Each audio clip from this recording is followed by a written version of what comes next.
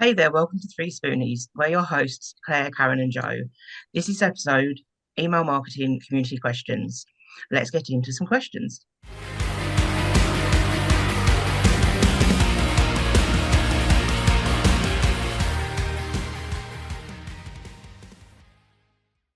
The Activity Connector's mission is to inspire children, young people and adults alike to find the right activities for them through collaboration. We believe there's a sport or activity for everyone. We aim to bring organisations together to benefit children, young people and adults within the educational setting. If there is a particular need, we would love to talk to you and see if we can help you fill that need. We are currently working with organisations in domestic abuse, county lines and mental health, first aid training and sports coaching.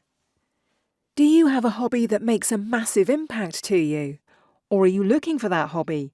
Why not drop us a message or take a listen to the power of a hobby?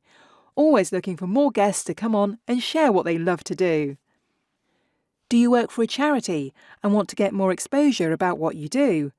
Or are you looking at sports events and need more support to set these up and run them? Why not drop us a message and we can chat and see what support we can offer you. I'm Claire from Sparkle's Gift Boutique. I'm Karen from Pony Pony Pony. And I'm Joe from Bright Cat Business Solutions. And together we are 3Spoonies navigating our way through life and business with not enough spoons. That is definitely the case for today. I think we're all running on minimal spoons, but we're still here for your community questions. So Karen, I'll pass over to you. Yes, we have a series of questions today. The first one is from Ashton. Do I have to register with the ICO if I have a mailing list? I'm not sure if holding details counts as processing. Oh, I would imagine if you're holding those details and you've got a customer list and an email list anyway, you should already be registered with the ICO. But I'm not sure when it comes to email. I would, as it's 40 quid a year, I would say yes, just to be safe. That seems reasonable. The next question is from Julie. She says, I'm nervous about using email in case I make a mistake and it gets sent out to everyone. How can I check it's all right before it goes out? I would put it in a Word document or other word processor. Use Grammarly if you've got it and proofread it. If you are like me and can't see your errors, get someone else to proofread it first, or even a proofreader. That will cost you money, or get a friend to look over it, make sure it makes sense. And after that, don't worry about it. We're all human. We all make mistakes. That seems fair. I always choose the option to send a test email to myself first, which gives me slightly more chance to pick up errors. And also, if you are checking for spellings, which I'm shocking at because I cannot spell, but if you try reading from the end of the email, then you'll look at the individual words rather than accidentally reading ahead and reading the sentence. So there are some things you can do to check. And if you're really not sure, you can print it out and have a look at it, because sometimes I won't notice an error on the screen, but once it's printed out, I'll be able to see it. That's a good one to check. One from Chris. Should I be using alt text on pictures in emails? Yes, if your email provider has that ability, the screen readers will love you, and it's always great to be accessible. Do we need a quick explanation of what alt text is actually? Because there may be people who've seen it mentioned but not quite sure what it's for. Yeah, go for it, Karen. Oh, okay. So yeah, alt text is there to explain what a picture is, either because it's loaded too slowly or they're not able to see it. It basically means that people who, for whatever reason, can't see that picture are still able to know what's in it. So as Joe mentioned, for screen readers, if you've got a picture, it's your business birthday, you've got a picture of yourself in a party hat with a big cake. Explaining that will probably give them a fair idea about what the email is going to be about, things like that. Yeah, so that's all right. Our last question is from Josh. I'm nearly at the number of subscribers where I need to start paying for email. Is it worth getting rid of inactive people to make my free subscription last a little bit longer? It is, yes. Great question. Yeah.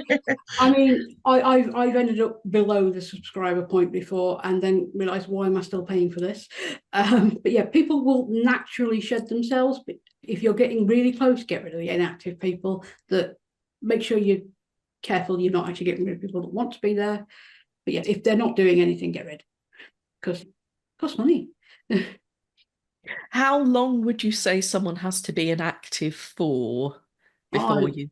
Would say that would be depending on how often you email them. If you're emailing once a month, give it at least 3. If you're email every week, a month might do, unless someone's gone on a month-long holiday or sabbatical or something. But in which case they may just sign up again. Maybe give it 2 months. No one's going on a sabbatical that long usually, unless they're like on maternity leave. But I'm sure they'll sign back up. So I'm gonna ask a question on this question Yeah. about unsubscribing people, because you can. This will clearly show that I don't know as much about emailing as you guys. I'm guessing you can see who has opened the emails and read them. Yes, you usually can see on everybody's how many emails they've been sent, how many they've opened, and usually when there was the last open or when was the last interaction. Oh, okay. I'm going to the back of my website today to have a nose at newsletters. This is just 2 weeks of giving you things to do, isn't it? It really is, yeah. And then watch, I'll come off of recording this and I'll be like, I was going to do this. How do I do it? Joe, help. I'm clearly soft touch because I allow people a bit longer before I count them as inactive, just in case. That is also a valid option. It's like, use your discretion. Yeah, I think some of the providers actually will give an option to get rid of people who haven't responded in 6 months, 3 months, a year, or whatever makes sense. Yeah, and they'll tell you who's hard bounced, who's soft bounced. And it's like, these people, it's not going anywhere. Get rid. Yeah, you may find there's something that someone accidentally typed the address in wrong, and there's no advantage to having the wrong address on your list. Certainly if it's going to make you start paying for it. Oh, imagine if it was that one extra person. I'd be devastated. And it was like flugelschmerger at hootmail.com or something, and you'd be like, oh no. Do not want. Saddest day ever. Any more questions, Claire? No, that's me done. My brain can only take so much at once. There. Yeah, email is a big subject. Don't try and do everything at once.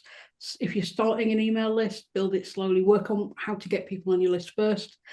Then worry about what you're sending them. Though maybe set up what's called a nurture sequence, which is basically you're welcome. This is who I am. This is what I do. Welcome to my email list. This is how often I'll email you over a series of emails. A good distant time between those is 3 days. But yeah, set up your freebie, get people on your list, then worry about the rest. And don't get offended if people unsubscribe as well. No, it happens all the time.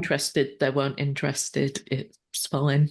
Yeah, not everybody's your customer. Not everybody wants to hear from you.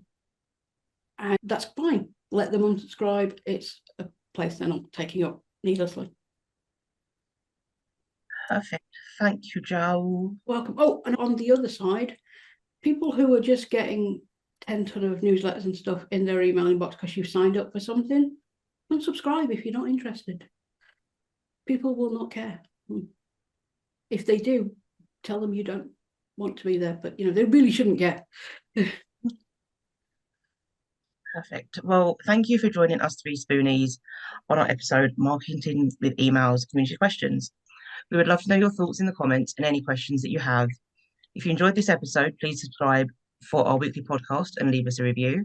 You can find us on social media, and we would love it if you would join us in the Business Success Network for Disabled Entrepreneurs Facebook group.